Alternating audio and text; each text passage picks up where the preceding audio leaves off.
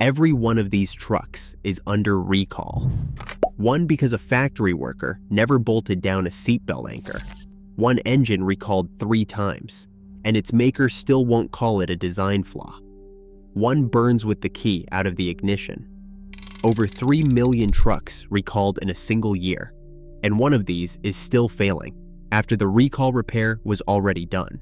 Federal investigators opened a case in January. That's the one that should worry you. Number 4. Toyota Tundra and Lexus.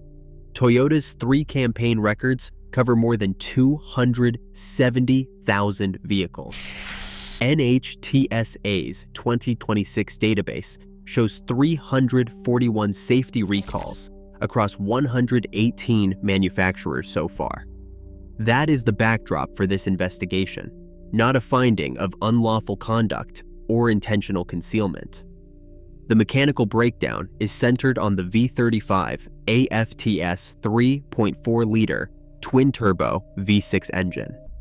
During production, factory machining debris was left inside the engine, contaminating the oil passages that feed the crankshaft. According to official safety filings, this metal swarf migrates directly into the number 1 main bearing, causing severe bearing wear and eventual seizure. When this happens, the engine begins knocking, runs incredibly rough, and can suffer a sudden loss of motive power at highway speeds. We are talking about the 2022 through 2024 Toyota Tundra and the 2022 through 2024 Lexus LX, plus the 2024 Lexus GX. How they got there. 3 separate times is the part that sits wrong. It began with the May 2024 campaign, covering approximately 102,000 vehicles. Then, the November 2025 expansion added approximately 127,000 additional vehicles. Most recently, the May 2026 campaign, known as 26V320, pulled in approximately 44,000 more Tundras. Each of these campaigns represents a completely separate wave of owners dealing with the exact same engine hazard. If you drive one of these rigs, do not wait for a knocking sound to develop under your hood before taking action. Do not wait for a complete loss of power on the highway. Get on the federal database, run your VIN, and find out if your truck has an open recall right now. Toyota's official record shows over 70,000 engine replacements across this entire program. Let's be clear, that is not a count of actual road failures, just the number of power plants swapped out so far. But the May 2026 campaign has a serious catch. The remedy was still under development when Toyota filed the paperwork. According to official letters sent on July 6, 2026, owners were told to wait for a fix. Toyota's public position remains unchanged. They claim they are still developing a permanent fix for the V35A FTS engine issue. They have never acknowledged a design flaw, framing this strictly as a manufacturing contamination issue while they continue to build and sell the exact same engine. And one of these is still failing after the recall repair was already done. Federal investigators opened a case in January. That's the one that should worry you. So ask yourself, does your dealer actually have a remedy ready? Or are they just putting you on a waiting list? Okay, that one wears out slowly. The next one burns. But first, ask yourself the hard question. When a dealer signs off on a safety recall, does that official repair actually stop the failure? Or are you still driving a ticking time bomb? Because a stamped service order doesn't mean your truck is actually safe. Now forget about metal shavings and slowly wearing bearings. We are moving from a slow mechanical death to something much faster. Something that happens when the truck is parked, dead silent, and sitting in your driveway. Number 3. Jeep Wrangler and Gladiator. According to NHTSA, this June 9th, 2026 recall covers 1,076,999 vehicles. But do not treat that entire population as confirmed defective. The supplied records give no maker estimate of the actual defective percentage. The issue is a faulty electrical connection in the power steering pump wiring. This defect creates a massive fire risk, and it stays active even when the vehicle is switched off. That is the key out danger. You can turn the ignition off, pull the key out of the steering column, walk away, and the system can still overheat and ignite. According to NHTSA, this specific defect has already been linked to exactly 51 fires and 1 injury. This affects the Wrangler SUV and the Gladiator, which is explicitly a pickup truck, not just an SUV. Because of the constant danger, NHTSA has issued an urgent warning to park the affected vehicles outside and away from structures. If you own one, your immediate action is simple. Follow that park outside warning, get online, and check your VIN right now to see if your rig is active in this campaign. Number 2. Ram 1500. 1.27 million trucks. And the reason is hard to believe. This affects 2019 through 2026 model years. According to NHTSA campaign, 26V495 and Mopar recall 67D, the second row center and driver side seatbelt buckle anchors might not even be there. Never bolted, not loose, never even attached. During assembly, the factory apparently skipped the structural anchorage entirely.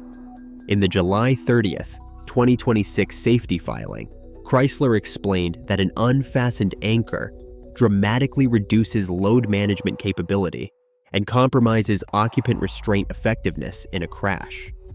You have a seatbelt that is essentially floating free, holding onto nothing but sheet metal.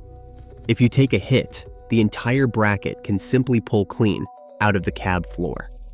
Chrysler's own estimate says only 0.1%, roughly 1,271 trucks, actually left the factory missing the bolt, but they still had to recall the entire run. Chrysler mailed official owner letters on August 18th, 2026. This crosses borders too.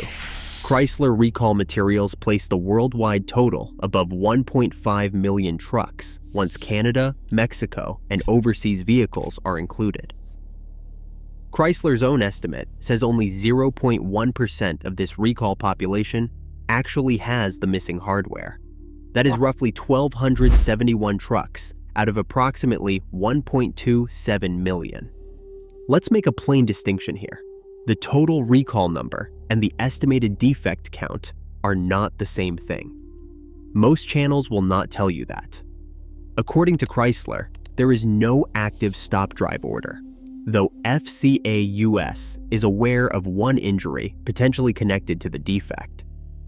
This entire campaign actually started with a single customer concern reported by Transport Canada back in January on a 2025 Ram 1500.